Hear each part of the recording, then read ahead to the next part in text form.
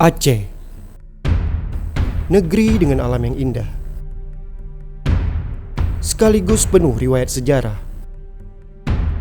Saya akan menyusuri punggung bukit ini untuk menemukan warisan nenek moyang kita ribuan tahun lalu yang tersembunyi di antara rimbunan pohon. Ikuti petualangan ini, menyusuri lembah bukit hingga menyelam ke dasar laut, mencari jejak sebuah negeri bernama Lamuri.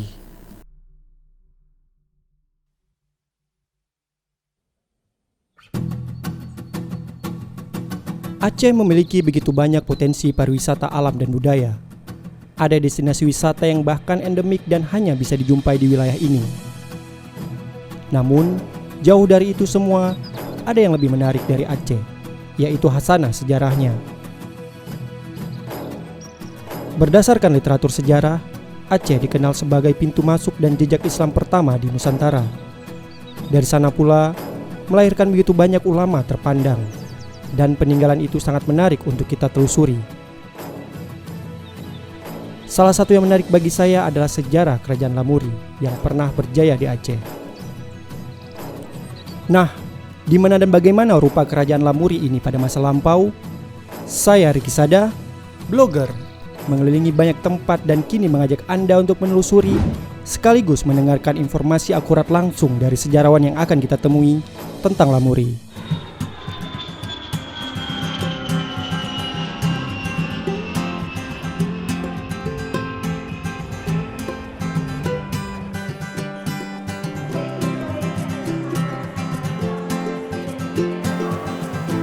Kita telah sampai di Bandara Sultan Iskandar Muda dan saya sudah tidak sabar untuk segera menuju ke hotel, beristirahat dan menikmati kulinernya. Saya punya teman yang mempunyai hotel dengan nuansa sejarah, pas dengan tema kita kali ini.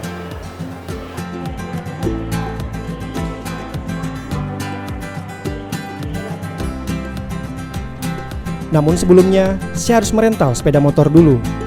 Sengaja saya pilih moda ini supaya bisa menikmati alam terbuka di Aceh. Abang ini yang rental motor ya? Ya bang, gimana bang? Ini motornya. Bukan. Yang ini bang.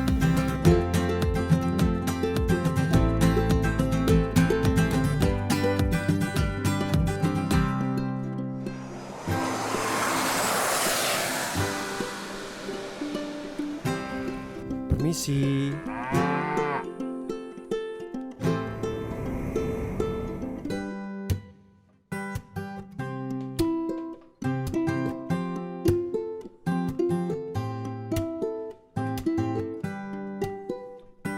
Saya mencoba meriset sedikit tentang Lamuri.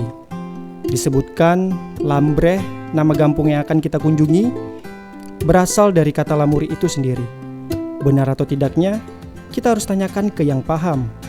Yap, sejarawan.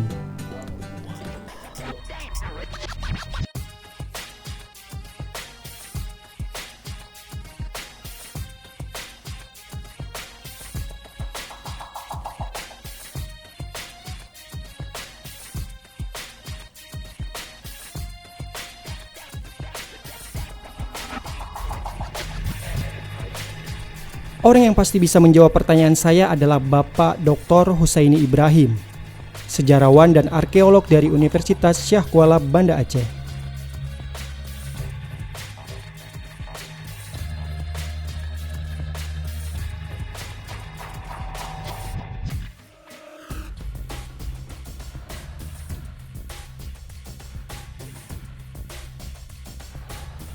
Beruntung di laboratorium sejarah, beliau sedang memberikan materi tentang Lamuri. Jadi saya bisa ikutan bergabung di kelas beliau.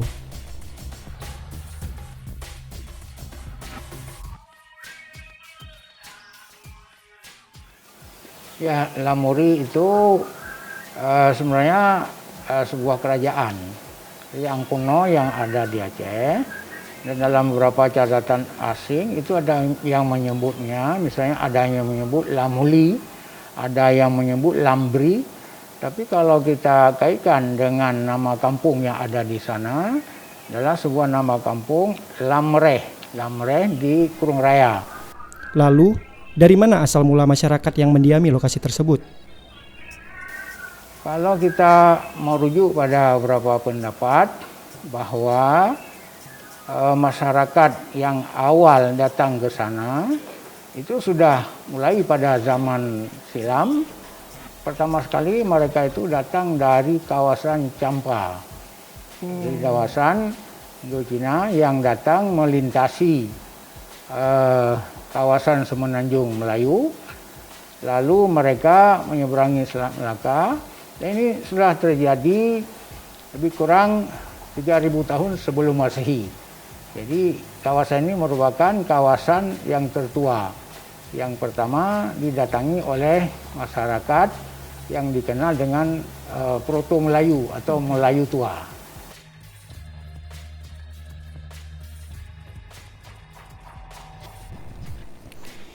Yang bikin penasaran, kenapa peradaban dibangun di wilayah ini?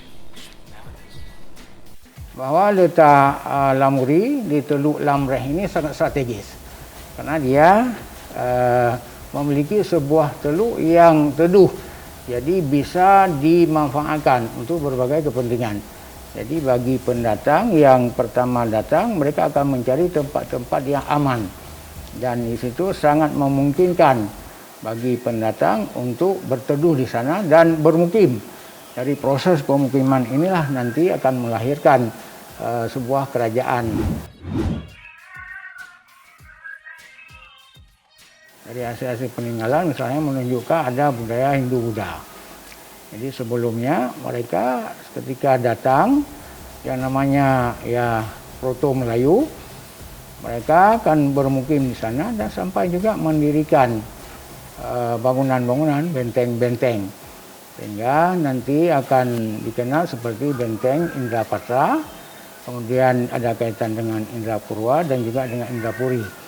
Ini menunjukkan bahwa sebelum Islam sudah ada keyakinan kepercayaan sebelumnya. Dari kampus kebanggaan rakyat Aceh, kita langsung menuju Kampung Lamreh, sekitar 32 km menuju timur. Daerah ini terlihat sangat hijau dengan beberapa sungai kecil membelah daratan.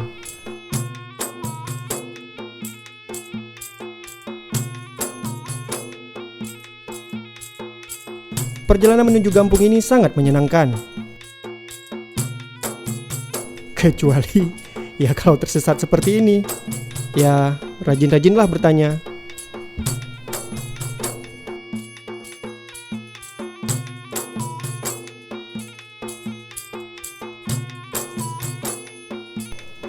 Saat ini saya melihat beberapa industri berada di tempat ini. Juga ada pelabuhan khusus kontainer.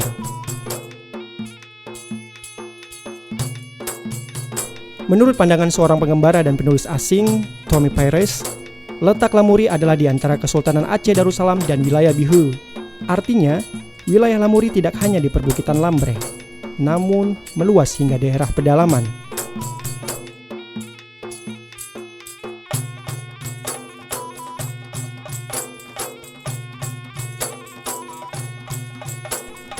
Namun, terdapat pandangan yang berbeda pula tentang Lamuri.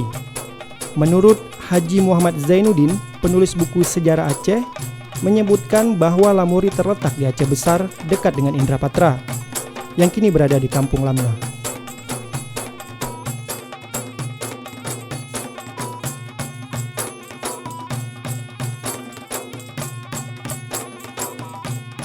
Setelah tiba di Lamreh, di sebuah warung kopi, saya bertemu dengan Bang Rian, seorang pengurus kampung di sini. Kebetulan ada yang ingin saya tanyakan. Kebanyakan masyarakat kita di Lamreh ini ada bermacam-macam kegiatan, ada yang dia bertani, ada yang beternak, ada juga sebagai aparatur sipil negara. Jadi bermacam ragam di sini. Ada yang buruh pelabuhan juga, karena di sini ada pelabuhan ya. Pelabuhan ya. Kan tadi kalau berkebun berarti mereka di atas sana, ya? Jauh di atas sana dia. Ada juga yang bertanam petani, ada yang bertani masyarakat bertanam tradisional, jadi dia harus menunggu hujan alam jadi ada yang cabai alam itu ada yang yang modern ya, di model intensif penyiraman. Oh, oke.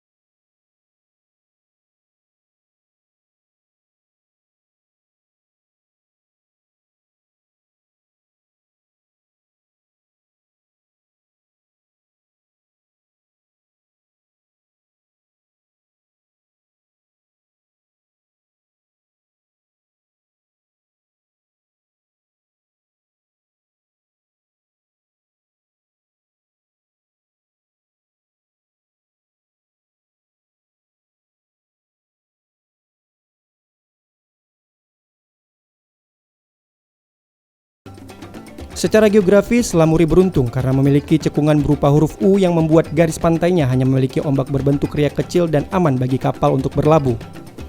Hal inilah yang biasanya menjadi tipikal wajib sebuah bandar pada masa lampau. Bang Rian menyarankan saya untuk mengunjungi punggung-punggung bukit melalui desa. Karena di sana nantinya saya akan menemukan banyak peninggalan pada periode Lamuri. Namun, karena lokasi peninggalan itu tersebar dan tersembunyi di rimbunan, saya harus bertemu dengan seorang arkeolog yang paham lokasi ini. Saya sudah berjanji temu dengan beliau. Bang Dedi Satria, arkeolog yang akan saya temui, meminta saya menemuinya di situs Benteng Inong Bale. Inilah situs pertama yang akan kita kunjungi. Benteng Inong Bale yang diketahui saat ini sebenarnya adalah peninggalan Sultan Alauddin Riyadsyah atau kakek dari Sultan Iskandar Muda.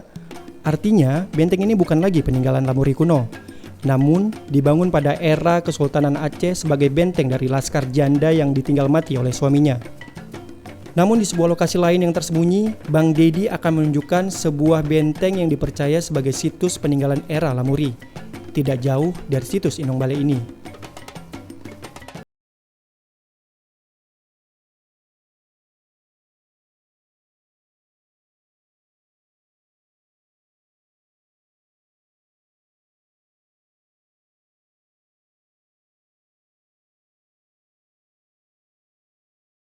Dedi, ini kan kita sudah berada di tepi pantai Lok Cut, kawasan Lambre. Iya.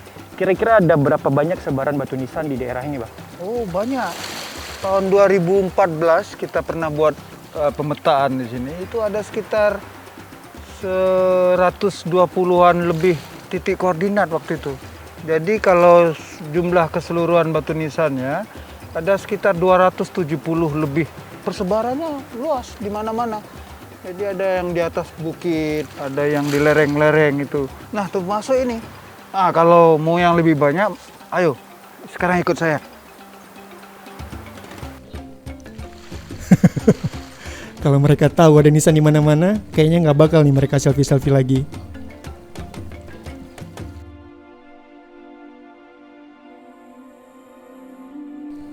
Sebagaimana dugaan, kami melewati kawasan berbukit dengan medan terjal dan berat untuk menuju lokasi benteng asli peninggalan Lamuri yang terletak sekitar 100 meter dari lokasi benteng Inong Bale saat ini. Karena sudah disemaki rerumputan dan pepohonan, kini tidak bisa melihat dengan jelas seluas apa benteng ini.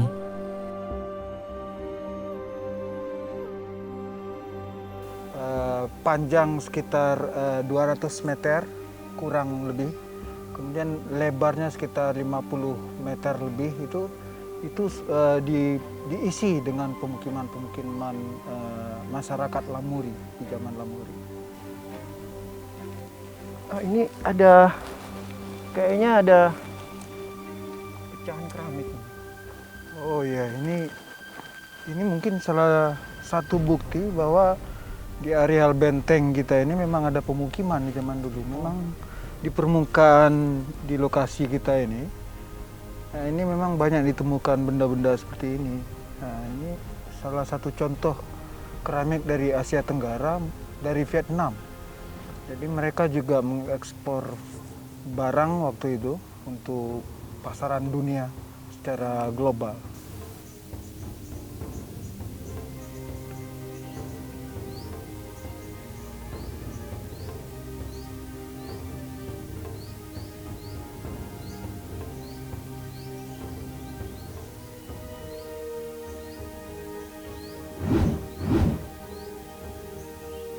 Katakanlah Lamuri dikenal sebagai tempat pelabuhan, kemudian itu tempat barang-barang dikumpulkan, barang-barang dari hasil hutan tropis seperti misalnya cendana, ada kapur barusnya juga di sini, ada kayu-kayunya, kemudian ada informasinya malah gading-gading gajah mereka punya begitu ya. Ada sampai cula badak, kemudian ada untuk tanaman khas lainnya, rempah-rempah, mereka juga punya lada atau campli puta itu, lada berekor istilah kita, dan kemudian mereka juga memiliki lawang atau cengkeh, ya begitu. Artinya memang produk produk yang dihasilkan kemudian dikumpulkan ke pelabuhan Lamuri kita ini itu cukup kompleks sebenarnya, dan barang-barang ini nantinya diperdagangkan dengan cara barter atau dengan koin-koin Cina atau kauri itu.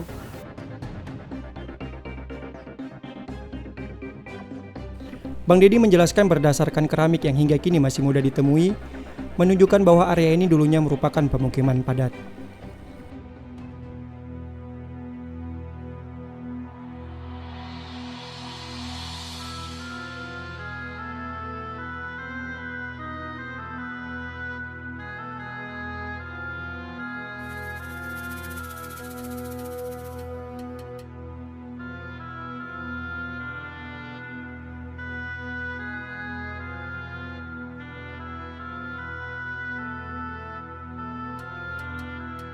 Ya, jadi batu nisan yang dulunya ada di dekat jurang itu diamankan karena posisi keamanannya, dan untuk menjaga dia tetap ada itu dipindahkanlah ke lokasi kita sekarang ini.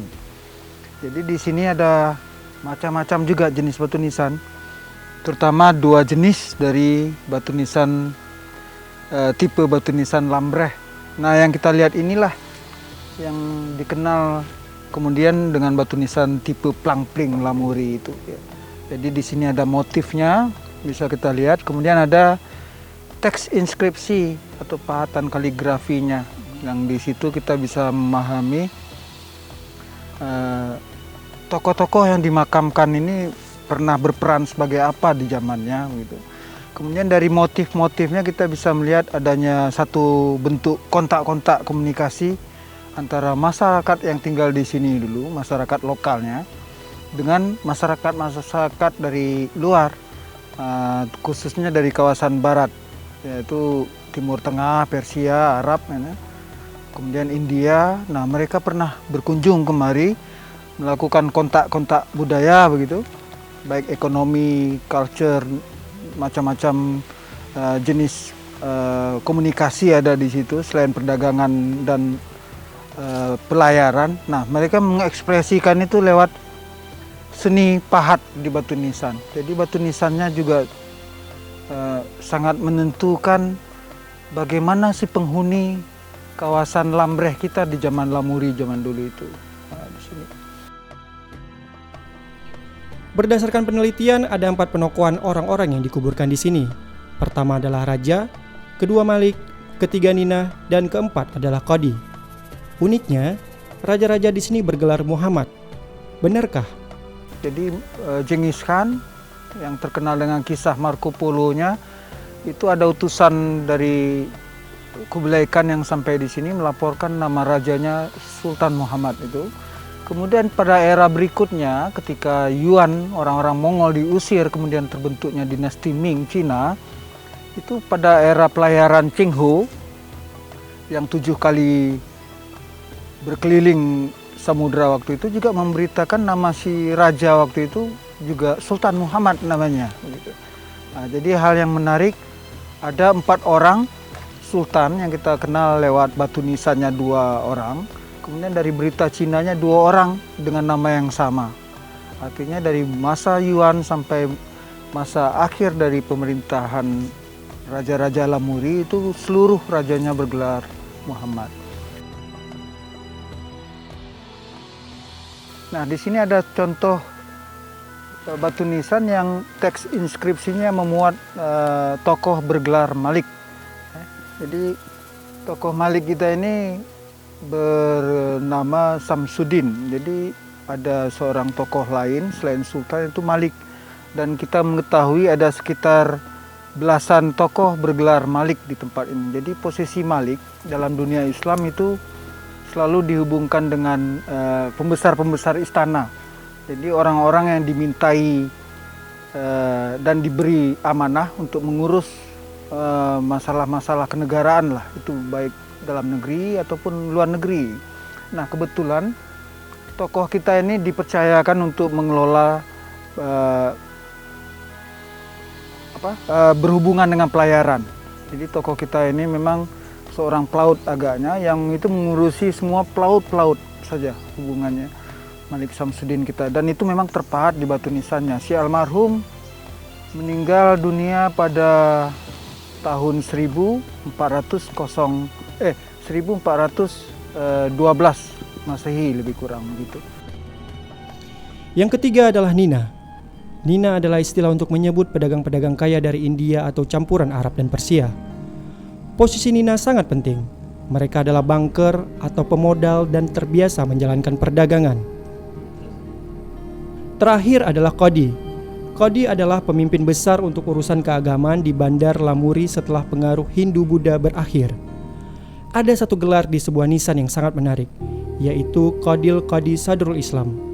Di Timur Tengah, gelar ini menunjukkan seorang tokoh yang punya kekuasaan besar, termasuk otoritas hukum.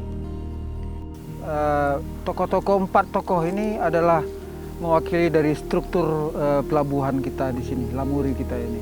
Sementara ini kita tidak temukan struktur selengkap ini di tempat lain gitu, di Aceh Besar. Dari catatan sejarah dan artefak yang ditemukan, berupa nisan dan keramik yang bertebaran di lokasi, semakin menguatkan Lamuri sebagai pusat penyebaran agama Islam dan perdagangan segitiga emas bersama dua kerajaan lainnya, yakni Samudra Pasai dan Barus.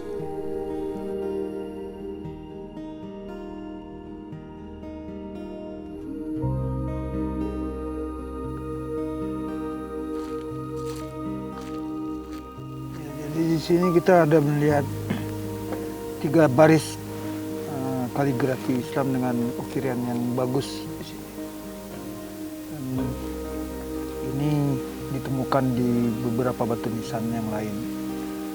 Berarti kalau dilihat dari struktur batu nisan ini, Bang, berarti pada zaman periode Lamuri itu masyarakat setempat ini untuk bertransaksi itu menggunakan bahasa apa ya? Tapi kan kita lihat ini bahasa Arab. Betul. Itu ada penjelasannya nggak? Jadi memang bahasa di waktu itu memang di Aceh sendiri memang bahasa Aceh itu sudah berakar lama dia. Tetapi bahasa Aceh pada zaman itu nampaknya tidak pernah mencapai pada kedudukan yang formal. Jadi bahasa Melayu sebagai lingua franca kita itu digunakan memang. Jadi untuk batu nisan Plangpling di sini mungkin tidak ada berbahasa Melayunya, Arab Melayu. Tapi memang bahasa Arab dengan tulisan Arab gitu. Nah, untuk transaksi dapat kita perkirakan bahwa memang masyarakat Lamuri waktu itu adalah masyarakat yang sudah lama melakukan hubungan dengan dunia luar, terutama dengan India, Asia Selatan, dengan bahasa Tamil, India dan sebagainya itu. Kemudian dengan orang-orang Arab. Jadi mereka mestinya juga paham bahasa-bahasa itu. Jadi bukan bahasa asing lagi bagi mereka. Nah, memang tidak ada jejaknya kita lihat hari ini, tetapi tidak menutup kemungkinan bahasa-bahasa India mereka dan bahasa Arab itu mereka paham waktu itu. Konon lagi batu nisan ini mencerminkan agama Islam yang pengguna bahasanya secara formal itu bahasa Al-Quran. Gitu. Nah, jadi dan mungkin saja mereka juga memahami bahasa Cina karena memang utusan-utusan dinasti Yuan di zaman Kublai Khan, kemudian Ming ada Cheng Ho-nya, juga mereka nampaknya mampu melakukan komunikasi dalam bahasa Cina juga. Gitu. Selain bahasa pergaulan di kepulauan, bahasa lingua franca atau bahasa Melayu itu.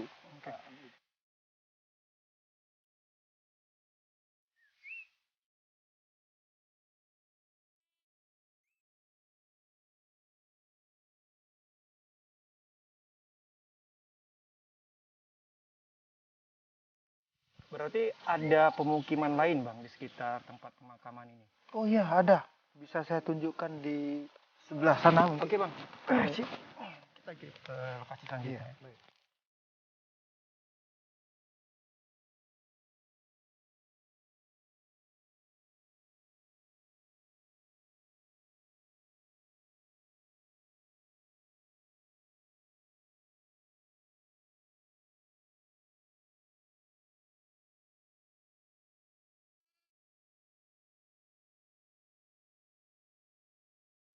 Ah, ya ini dia.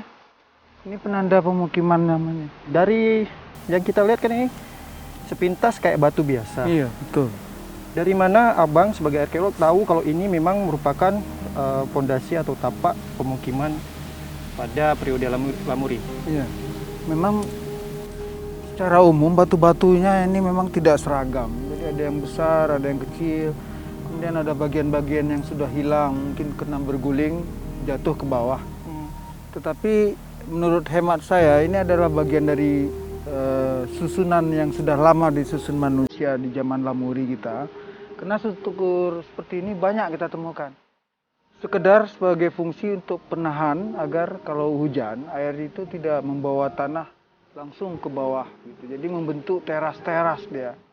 Jadi ada teras di belakang kita juga ada susunan seperti ini menggambarkan teras yang lain. Kemudian ada teras kita ini. Dan ada satu teras lain yang saya perkirakan pernah ada di dekat jurang kita. Karena ini longsor, terasnya sebagian hilang gitu. Dan disinilah pemukimannya. Yang menariknya juga di dekat-dekat pemukiman kita ini ditemukan makam tokoh-tokoh yang kita lihat tadi kuburannya. Untuk menentukan usia dari bangunan ini, arkeolog menggunakan sampling karbon. Analisanya, manusia pada zaman dahulu membakar lahan sebelum mendirikan rumah. Analisa arang dari hasil pembakaran itulah yang dapat dihitung usianya setelah diteliti di laboratorium.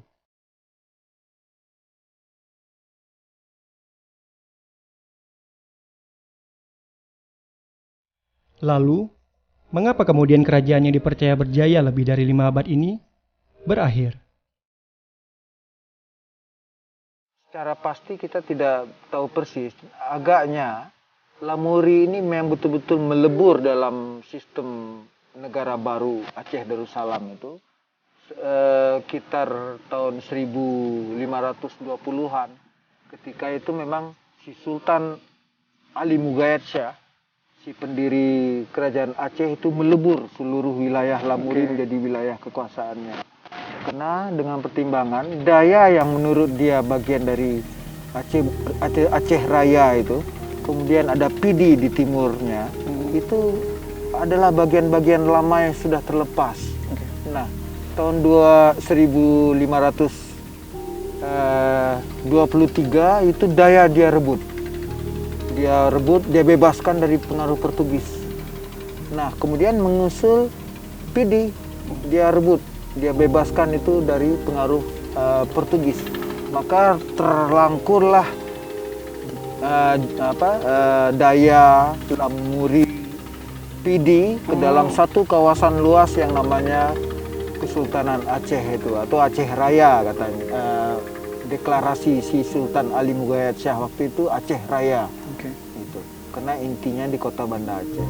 Nah, itu mungkin berakhirnya sekitar masa-masa itulah Lamuri namanya memudar, menghilang.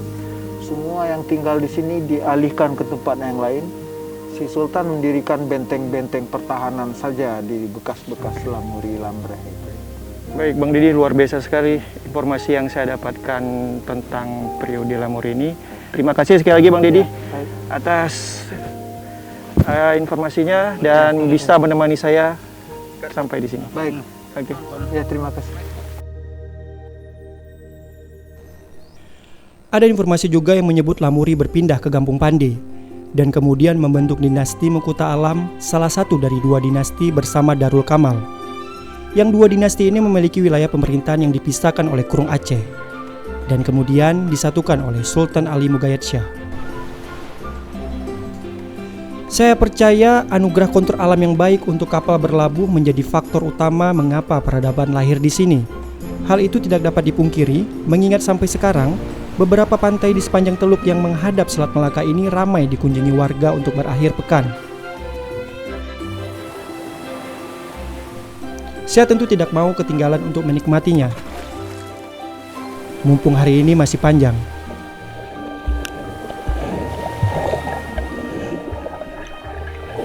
Pantai di Lamuri memang sangat indah untuk melepas penat. Tenang, tanpa gangguan. Oke, kecuali untuk makhluk yang kecil ini.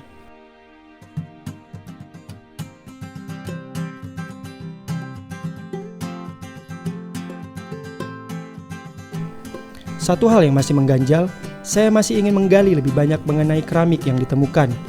Saya dengar, IKAIOS, sebuah lembaga penelitian di Universitas Syahkuala, memiliki banyak koleksi keramik peninggalan Lamuri karena pernah meneliti kontur tanah di Lamuri.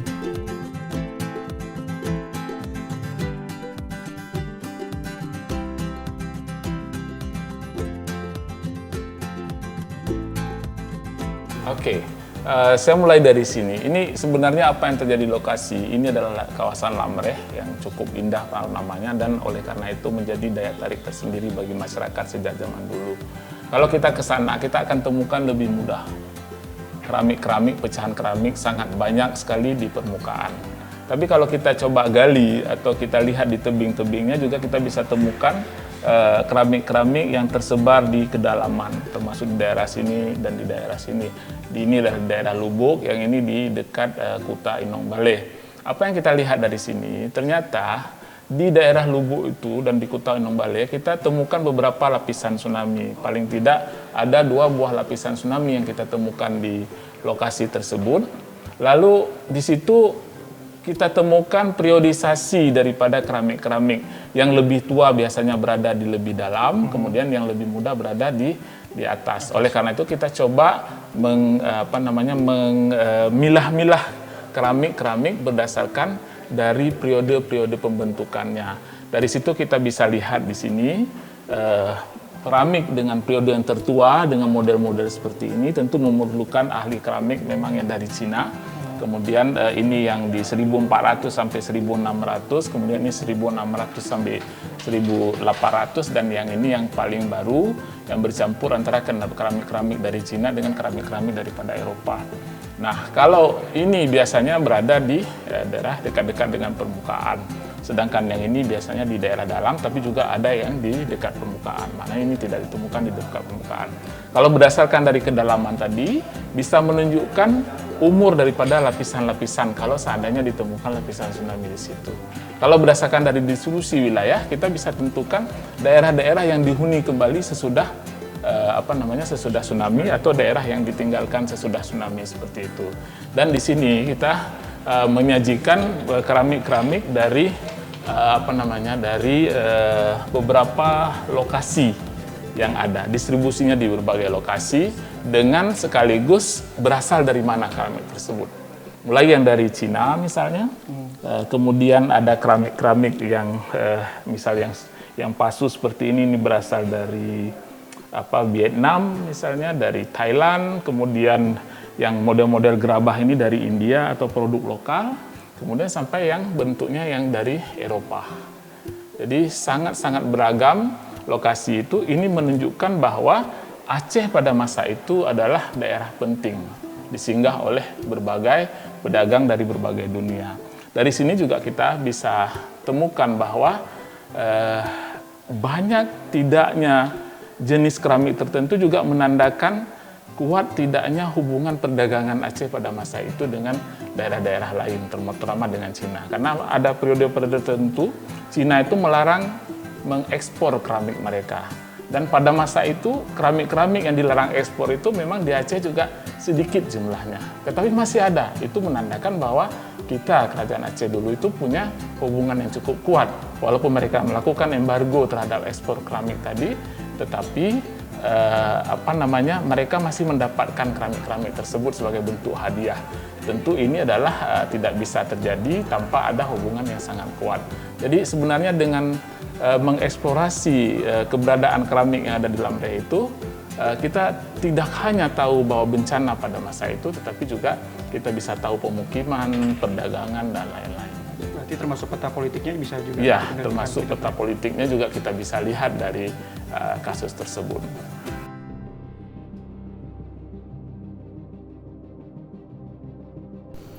Salah satu peninggalan penting yang patut dikunjungi adalah benteng ini, Indrapatra.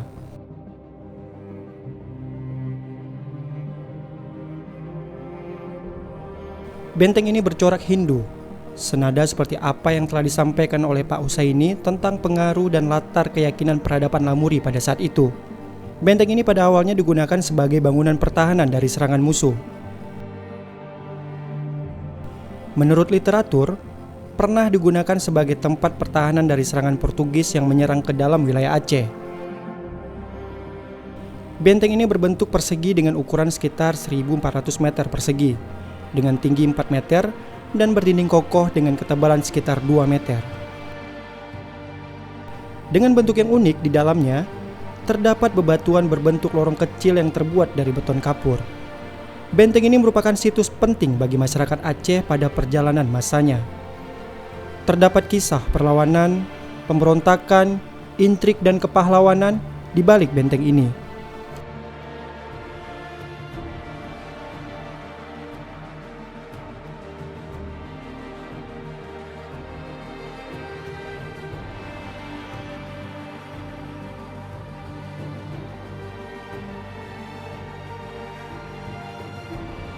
Lalu, ada pula benteng Kutalubo yang berada di bagian timur Semenanjung Lambreh. Sayangnya, benteng ini terbengkalai dan tidak terawat. Padahal benteng ini juga merupakan salah satu benteng tertua peninggalan Lamuri dan juga memiliki peninggalan nisan di sekitar benteng itu.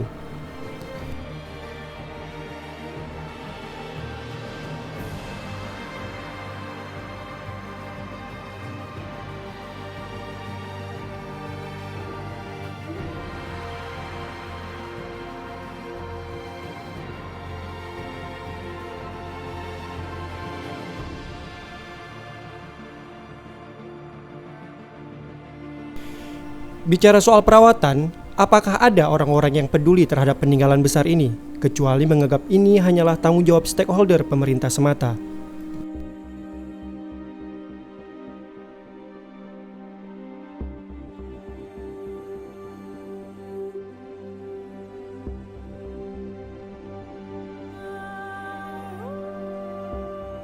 Saya bertemu Bang Abdullah secara tidak sengaja ketika beliau secara sukarela membersihkan situs peninggalan Lamuri ini dari keterbengkalaian.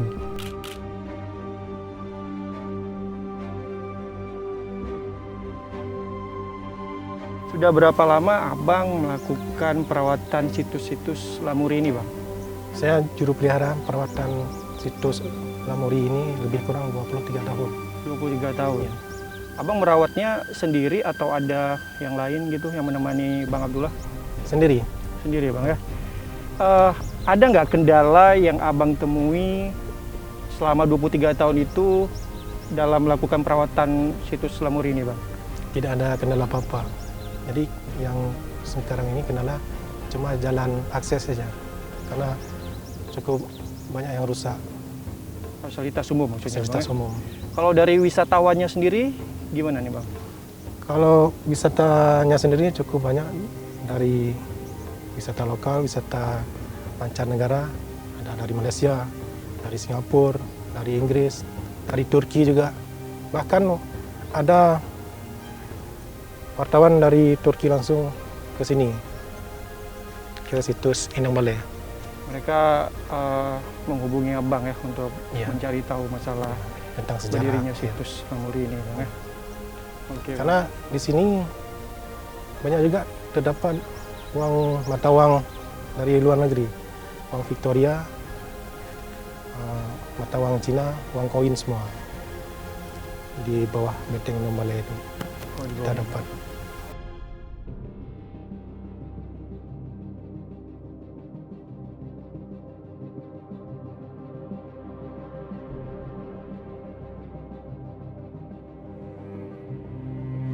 Saya telah melakukan perjalanan menelusuri riwayat peradaban Lamuri, sekaligus pula menikmati keindahan lereng dan birunya laut, serta melihat kehidupan bersahaja masyarakatnya.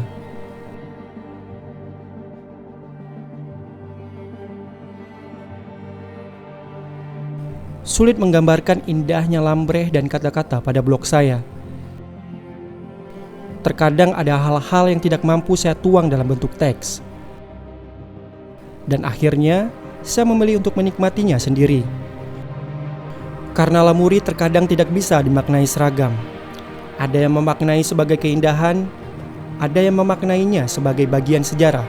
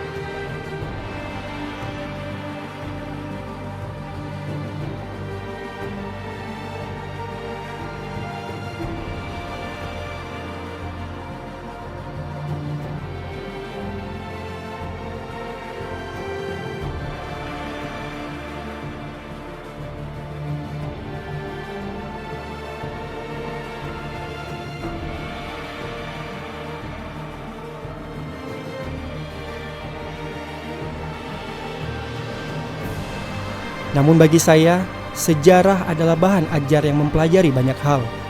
Mempelajari geografi, mempelajari budayanya, manusianya, hingga mempelajari diri sendiri sebagai bagian dari orang yang harus merawat dan melestarikan peninggalan nenek moyangnya.